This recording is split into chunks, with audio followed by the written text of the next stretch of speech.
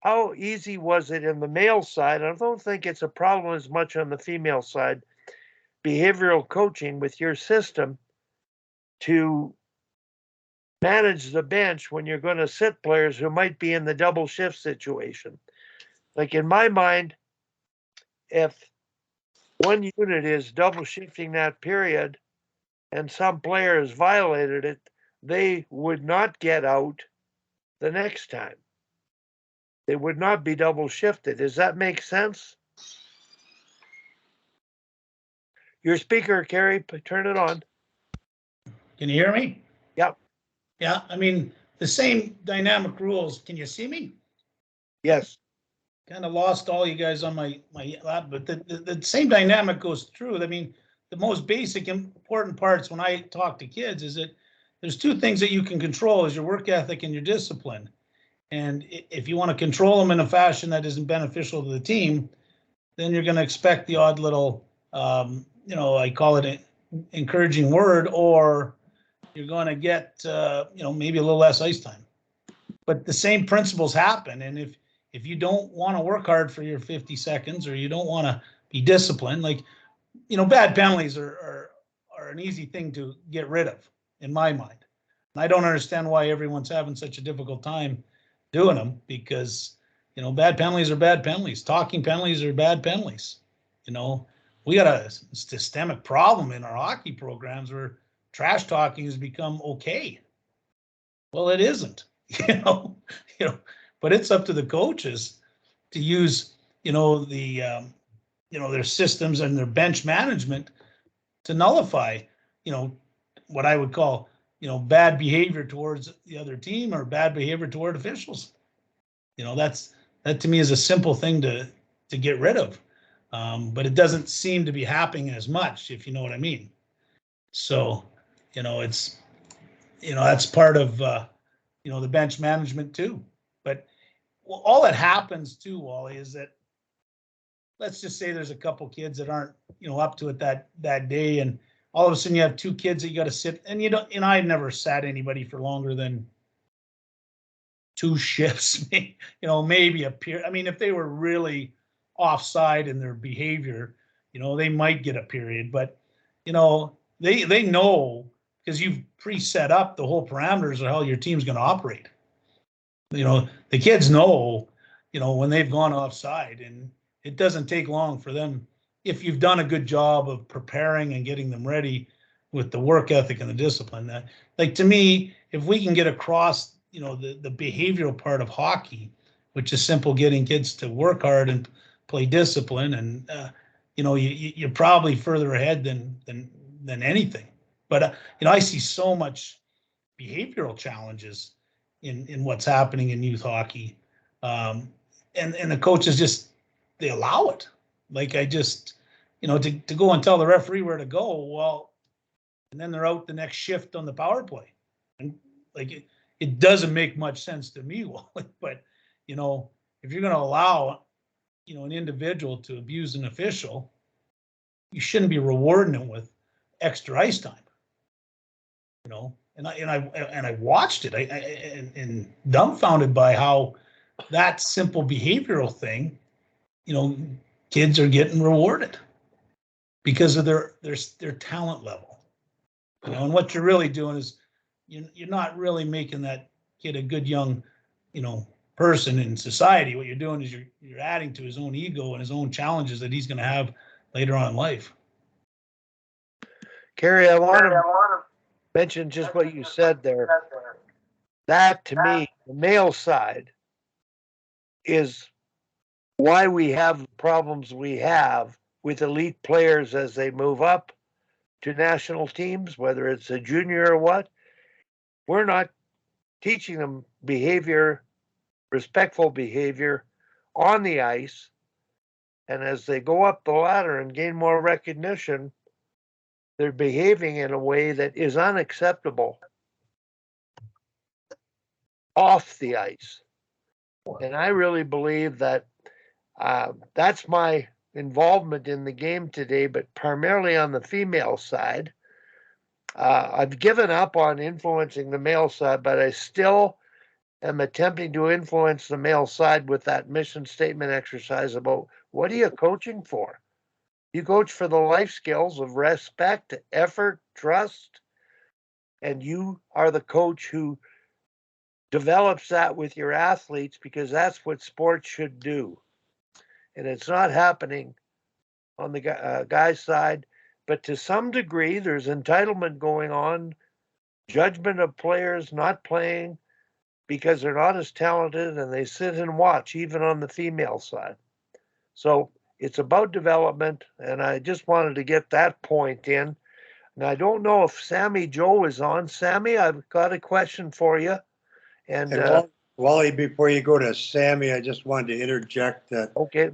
I mean, I totally agree with everything that Brack has said, and the discipline part comes easy to some coaches, not enough, but it's tough for a lot of young coaches, especially in the face of parental pressure, because the parents often strangely don't see the value in disciplining a player for bad behavior. And really for a lot of young coaches, it's important to keep in mind that even though you might be uncomfortable trying to deal with it, you're doing the player a grave disservice if you allow it to happen. Because eventually, if that player is a real good player, eventually he or she are going to run into a coach at a higher level who will be willing to deal with it, and the player will not be equipped to handle that kind of situation. So it's a real disservice to your players to sort of, oh, well, that can happen to anybody, or let it slide or not deal with it. It's really, really important to help them develop that skill. I'll tell you one thing, I haven't heard much from Rick Puttock, but I watched his teams for years, and he had ways of, his team was always one of the most disciplined teams, one of the hardest working teams, and I have a lot of respect for Rick as a coach because of the way his behavior of his team, and it always helped them, be more successful. And so Rick, kudos to you, because you were one of the guys who I noticed over the years that, what we're talking about, and we always sometimes are talking, to the choir here, but, Rick, his teams were spectacular in both fields. And, credit to Rick. I'd like to hear some of Rick's views on it, because, he's gotten to watch an awful lot of it over the years. And, he's only been retired from coaching from a few years, but his processes and how he would achieve what he did, he did a great job all the time. Rick, can you comment? Rick is going to be coaching this year. He's taking a full-time job. Oh, perfect. In a junior league in Alberta. Rick, are you on? Yeah, right here, Wally. Go ahead, Rick. Well, thank you, Kerry. Appreciate the thoughts. I agree 100% with what Tim said. If you don't give your players at a young age the right direction, you just allow them to perpetuate the bad habit that they are forming. And when someone does challenge them, as Tim suggested, it can be a terminal challenge, because if they don't correct themselves, which becomes extremely difficult at that stage of the game, they're gone. Somebody else will replace them, and that's a price that's too high to pay, if in particular when it could have been and it goes to coaches, as was stated, just not having I'll use the wherewithal term again, Wally, the wherewithal to push back in those situations, despite parental pressures, despite organizational pressures, because of the stature of a given player as a talent. In my environment, I set discipline criteria right from the get-go before we ever hit the ice with both parents and players. And And quite frankly, I knew someone would push back just to see how genuine the concerns would be. And I actually hoped it would be one of the profile players. Because if you're going to deal with it with them, then everybody else knows you mean business. To pick on your 18th and 19th guy on your roster isn't going to make any difference. If he deserves it, he's going to get the discipline. But the lesson isn't delivered up line. The lesson has to be delivered down line. And it's surprising how often it played out that way, which really contributed to getting it established and that becoming a factor that Terry graciously alluded to the success that the teams had. Control the things you can. You'll be better in position to control the things and all the variables that go into playing the game inside the boards. A lot of times you hope, like Rick just said, and here's a simple rule I have on every team I've ever coached is that, and you got to spend time with the parents, educating them before the season begins. Tell them what is going to happen before it happens, so they're not alarmed. That's, the parental part has become a major issue because but if you communicate and in your meetings before, you're very, I guess, stringent and you say, listen, and I'll give you a good example. Like the one I always used is that, anybody who takes a 10-minute misconduct will be asked to leave the bench as soon as their 10-minute is up. And you let the parents know and you let the kids know, and there's always someone who's going to test you. So the first one, as a coach, and you should only have one 10-minute misconduct a year, in my mind, because the minute that best player takes his 10, because he's been doing it his whole life, and you send him to the dressing room, not only does it gain respect from the 19 other kids on that, but it's 38 parents who have finally said, somebody has stood up to that type of crap. And, that is the beginning of, when you have a team and a parent group that will support you versus, being on the other side. And throughout the year, there's different things, but I'll tell you what, that simple rule implemented across the board would save hockey. I don't know how many hours and hours of being in meetings over silly trash talking of referees. The first 10-minute misconduct, you go to the dressing room, and when you do it to a kid, people say, "Oh, you can't do that to a kid." Well, he knows the rules. Parents know the rules. He'll be the first one to admit he was wrong because he broke the rules. And I found that to be a very effective way to get the message across, like Rick just said. And you got to be consistent. So if it's your leading scorer, that's the best. Or because when it's him and you're prepared to send him to the dressing room, regardless of the score or whatever it is, because he broke the rules, I think that's when you've made an impact, not only on your team, your parents, your organization, but also that kid. That kid needs to know he's more important on the ice than taking a 10-minute misconduct. And that's the bottom line in all of it is you don't need to be in the penalty box. Your team needs you on the ice. That's the important message through all of it. Devil's advocate. It's common sense to the choir here. Devil's advocate, Brack. But Kerry, the referee was so bad. Like, I didn't deserve that. I didn't say that. I didn't do that. How many of us have heard that before? Put it this way. If you got time to talk to the referee or the other team, you're not working hard enough in my mind. So you should be breathing heavy, not talking heavy. That's how I respond to that. And you got the time to talk to the official or the other team, you're not working hard enough. Let's work on your work ethic. Yeah, and I'll touch back on one thing that Wally had mentioned before, and Sammy's better equipped to weigh in on this, but this isn't just an issue on the male side. I mean, these issues are on the female side, absolutely, would be my experience. Same kind of issues. Sammy, hello, Sammy, are you there? She's there. I'm here. Hi. Good to see you again, Wally. Okay. Good to have you on. We started up again. I'm hoping to keep this going. Sammy, related to this, I want to tell you last week, Shelley Coolidge is managing the National Ringette program.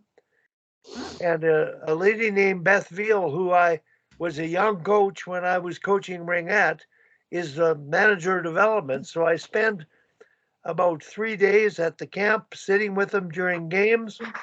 And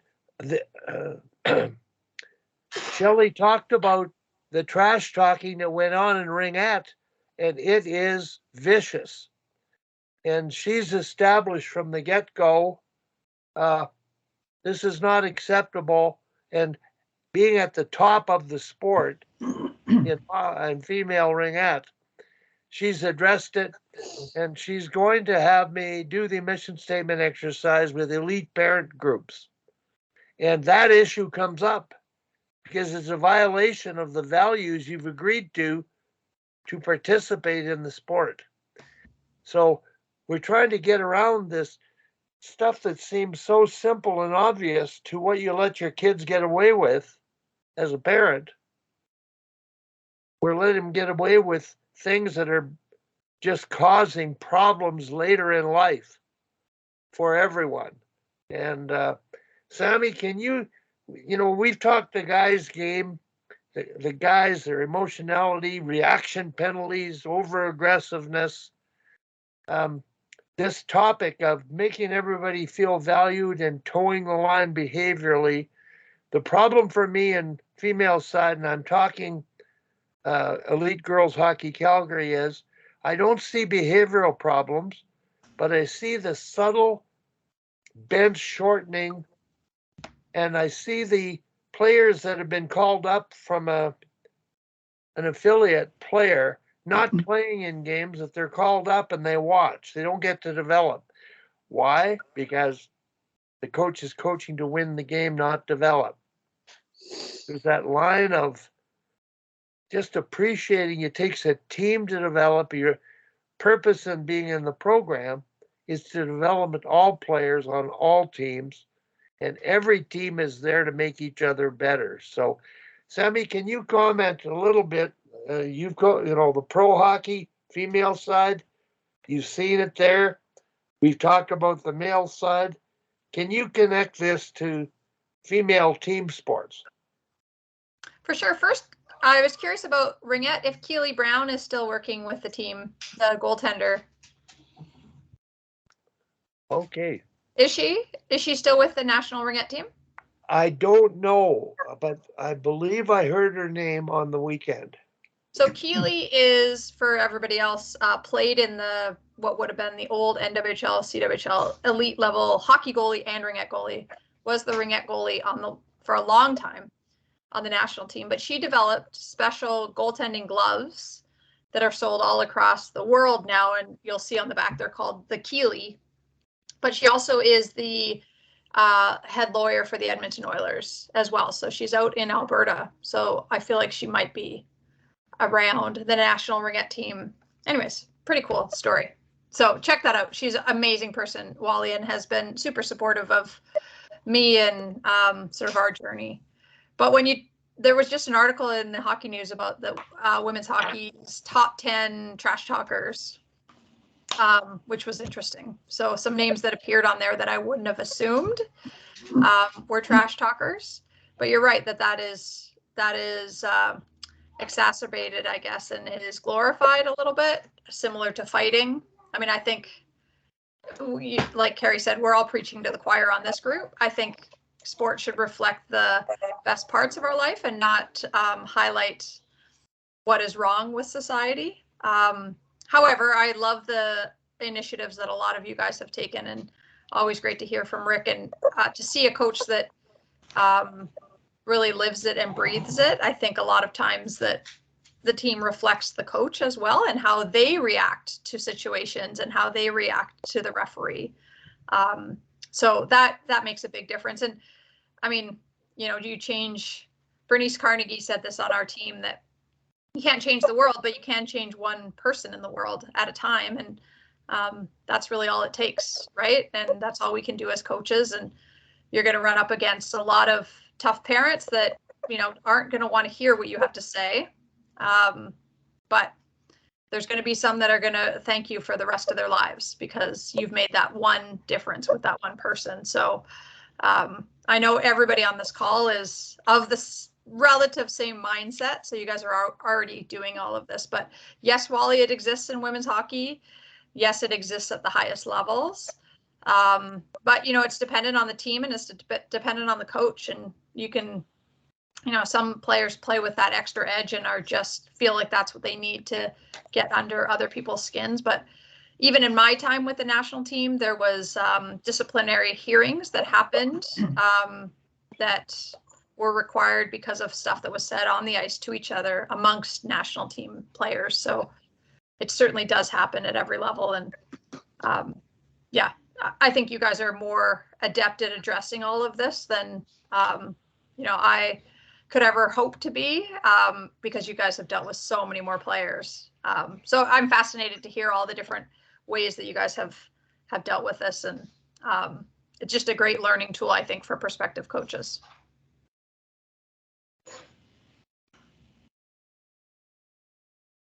You're on mute, Wally. I don't know if you're back in the office yet or out disciplining kids in the hallway or teachers in the staff room, but right there, Wally. That's probably okay. Jordan. Jordan's there, yeah. Okay, Jordan, we're getting back. Sammy, initially we got Kerry to come on because he manages the bench to build a team. Everybody plays. Everybody feels valued. I've heard from Kerry a lot, and I love the way you coach, Kerry. It's really great. So he gets it. And we're trying to get parents, coaches, associations to understand it's common sense. The score clock doesn't dictate how you coach. Behaviors determine how you play, and the best behaved, hardest working, respectful players are going to be successful. And that, to me, is the reason I wanted to carry on. He manages the bench with 11 forwards. Now, Sammy, how many forwards did you have in the Pro League? Your speaker. So we could play with 20 players. So it just depended on what Geraldine wanted to do on that day. You could play 7 and 11 if you wanted, or 6 and 12, or whatever you wanted to do. Don't ever use 7 defensemen, please. Absolutely. We actually weren't aware of it the first day, and we dressed 7 and 12. Except for the number 7 who's going in, there's no defenseman in the world who wants to play 7 defensemen. I agree. So we did it the very first day because it was opening game. We did 7 and 12, and none of us were aware of the rule that's you're not allowed to dress 21. And so we got suspended or Geraldine got suspended for the next game. Unbeknownst to her, we hadn't read the fine print.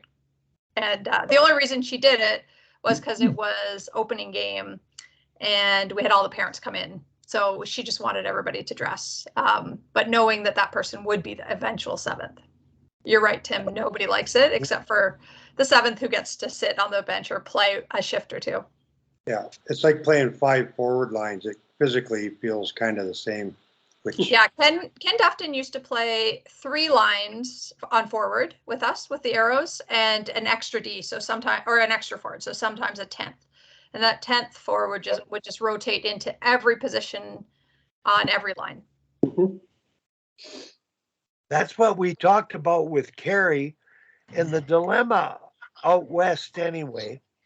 Minor hockey in U11, I believe a lot of leagues play 8 forwards and maybe 5D. There's that odd number. So there's 2 centers and 3 sets of wingers going around the 2 best players who are the centers.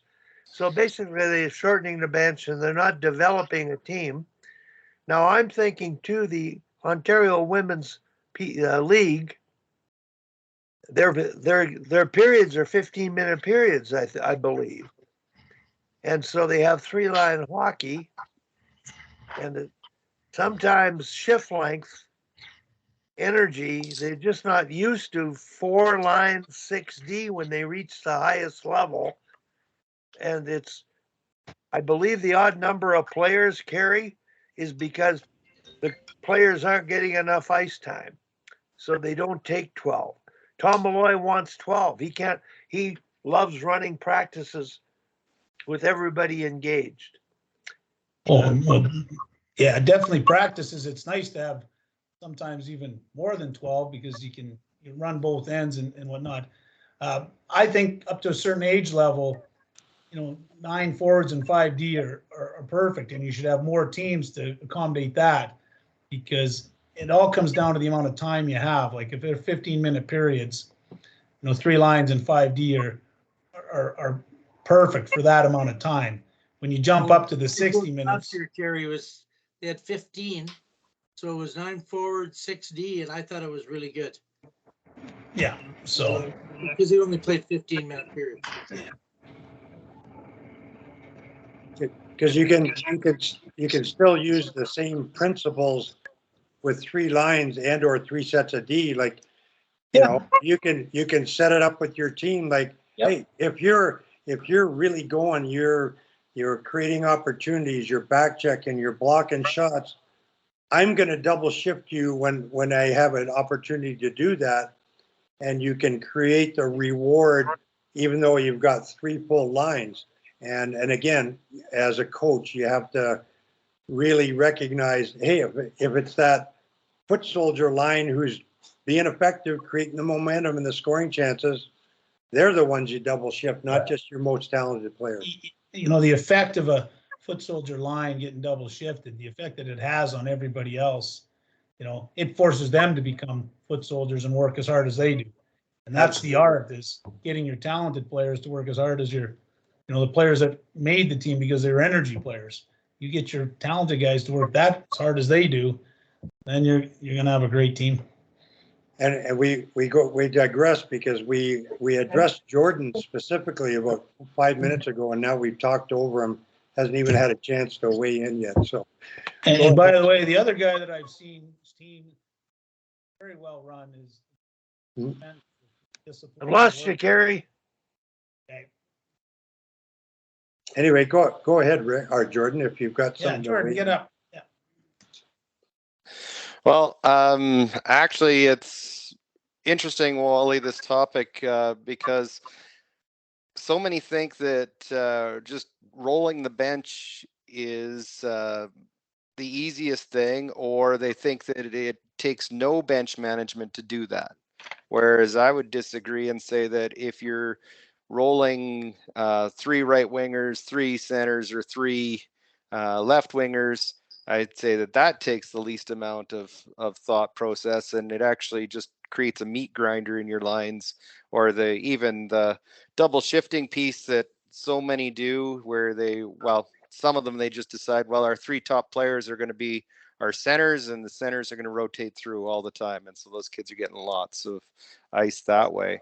But when first getting the position with U18 AA and finding out that we were going to have an 11-player rotation, I reached out to Kerry to figure out, because you, Wally, had said that Kerry had used an 11-player rotation and wanted to figure it out. And so met with Kerry, and he explained it to me, and it seemed to make a lot of sense. And so I've used it the past 2 seasons, and to, I would say, success, that we won a provincial championship with it the first year, and this past year we did well.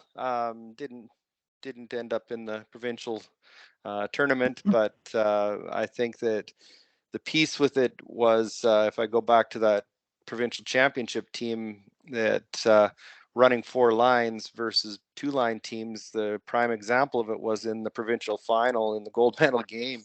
We were tied 1-1 at the end of the first period, and I went to our assistant coaches and I said, we've got them exactly where we want them.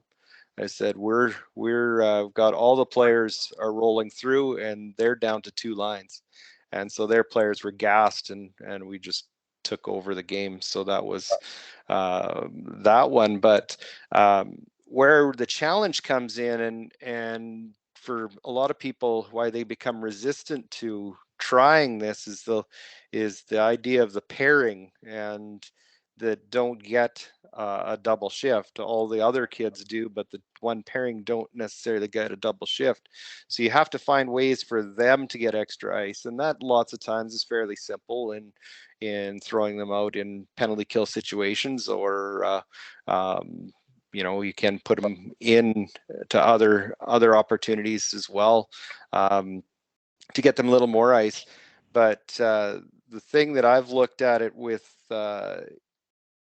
is the idea of not necessarily setting in on who is the pairing for long periods of time in the early part of the season as well. And so that's been really important too, that everybody gets a chance to be in that pairing, so that no one can be seen as it being a punishment rather than a reward.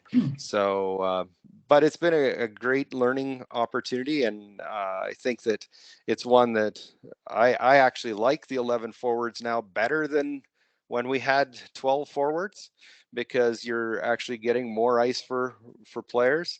And the thing with it is that anyone can do the math, that there's 60 minutes in a game out here, 45 in Ontario for female hockey at the highest level.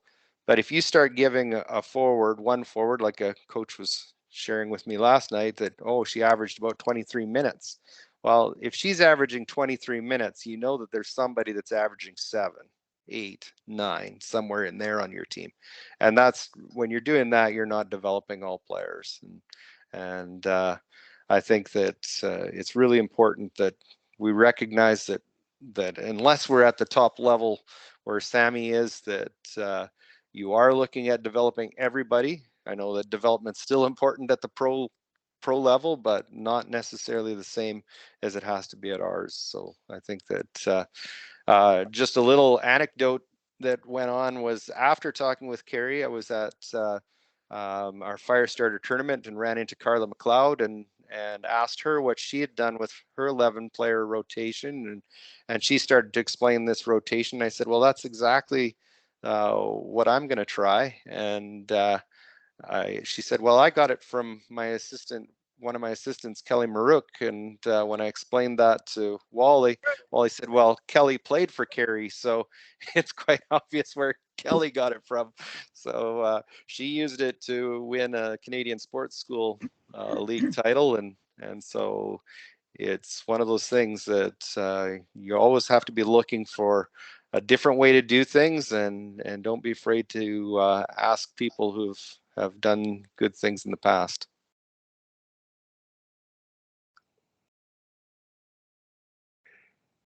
I'm sort of wearing the.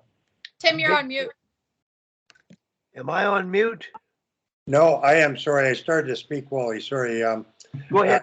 Just so it doesn't get missed, because it's so important. Carrie just mentioned that, if you've got line A, B, C, and 2 extra players, it's really important to make sure that those 2 extra players are not the same players every game. Change your forward line units so that, some game, maybe your 2 most skilled people are forwards 10 and 11. And, it's a really good experimental situation where if they're forwards 10 and 11, you're going to mix different players in with those 2 best players, and you might find a secret formula that really kind of works that you never would have considered. So it's really important that those players change.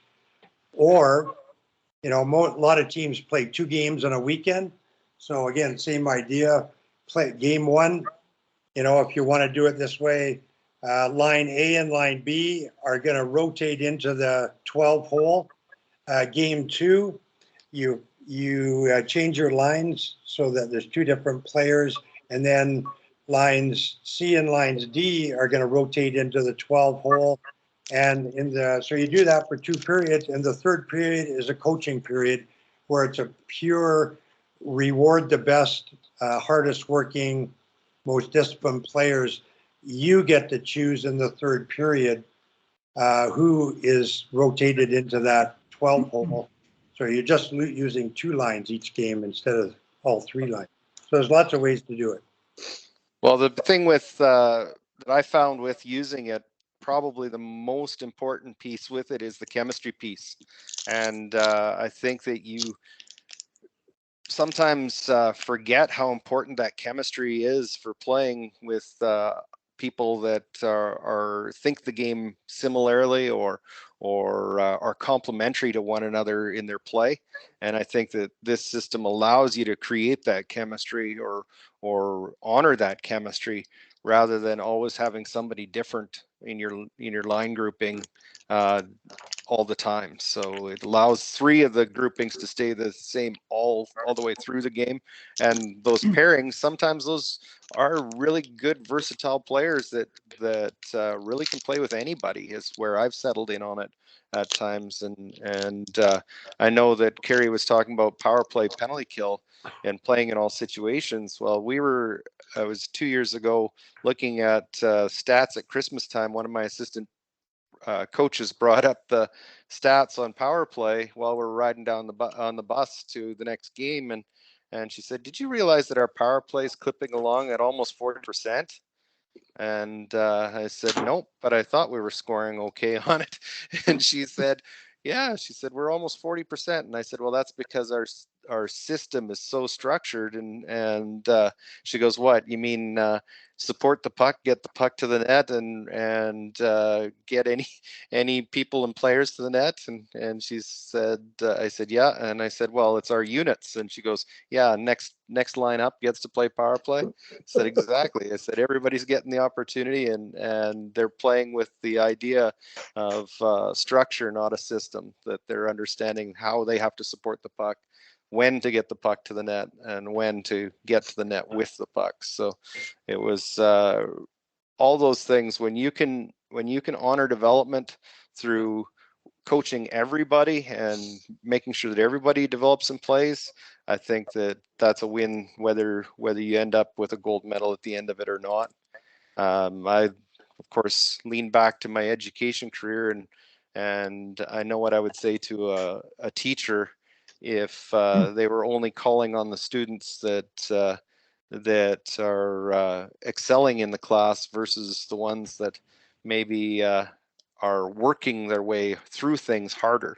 And we wouldn't allow that in a classroom. So why do we allow that in sport, in youth sport especially, that we're not working on developing everybody?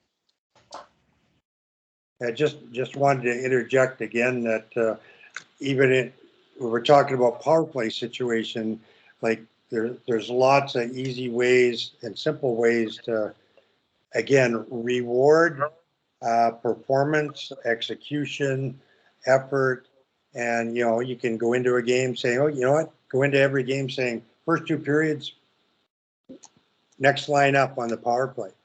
When it gets to the third period, who's doing the best job in the power play? Who are creating the opportunities?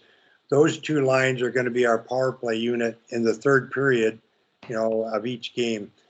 So there's lots of ways to encourage, growth and development in all areas, including, the concept of earning your ice time and earning your extra ice time, I guess.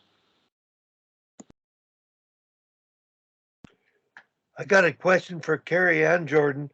The chemistry piece means same people playing together more often than not. How early do you create that? And I know you don't like using first, second, third, fourth, but A, B, C, D, whatever. How early are you able to identify the chemistry of the groups that are going to rotate through your system to put lines together to begin with? Kerry or Jordan? Well, first of all, I guess if you've done your homework and when they start to come together, I do it as soon as possible, and I do it because a lot of times you can even ask the kids who do you like to play with?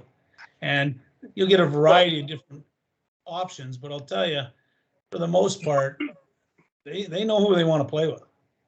You know, and you know, the chemistry of lines is the art of having fun. And I think this whole thing's supposed to have some fun. And at the end of the day, the sooner you can get it down, doesn't mean they stay that way all the way through the season, because, you know, there's different times, different things happen. But to me, you know, the art of putting chemistry lines together, or creating, you know, a structured so that everyone can create chemistry with the team, the better, sooner the better. The one point I was going to make about the power play, just before I forget, I was over in Russia watching Siska play, a kid that I had coached named Matt Robinson. And one of the most interesting things I watched is that they had 3 different power play units doing 3 different things. And it was enjoyable to watch because they would throw out different lines to do different things. And they become specialists in those types of power plays. But, you know, there's so many different ways to put power plays together and whatnot. So, but getting back to the chemistry of the line,